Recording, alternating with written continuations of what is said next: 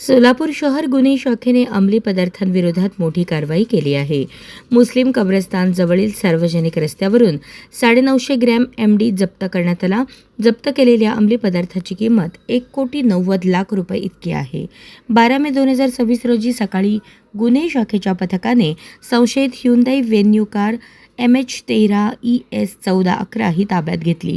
कारच्या ड्रायव्हर सीटच्या ड्रॉवरमध्ये प्लास्टिक पिशवीत MD आढळला. या प्रकरणी रिजवान शब्बीर खान वय 26 आणि साहिल सिकंदर पिरजादे वय 25 यांना अटक करण्यात आली आहे. दोघांना 4 दिवस पोलीस कोठडी सुनावण्यात आली आहे. तिसरा आरोपी अफजल मुर्शद फरार असून त्याचा शोध घेतला जात आहे. या कारवाईत एकूण 2 कोटी रुपयांचा मुद्देमाल जप्त करण्यात आला आहे.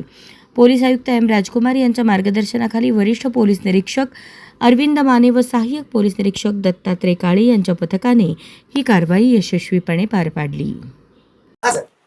आज सकाळी 6 वाजताच्या सुमारास सोलापूर शहर हद्दी मध्ये DCP क्राईम, ACP क्राईम आणि PI क्राईम याच्या मार्गदर्शनाखाली एक मोठी MD याची कारवाई झाली आहे. त्याच्यात 950 ग्राम MD आपल्याला मिळून आला आहे, ज्याची किंमत 1,90,00,000 रुपये आहे. त्याच्यात आपल्याला गाडी पण जप्त केली आहे, त्याची किंमत 10 लाख रुपये आहे. असा एकूण 2 कोटीचा मुद्देमाल आपल्याला भेटला आहे.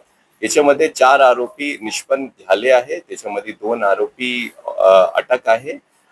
पुढील 2 आरोपीसाठी शोध आणि तपास चालू आहे. धन्यवाद.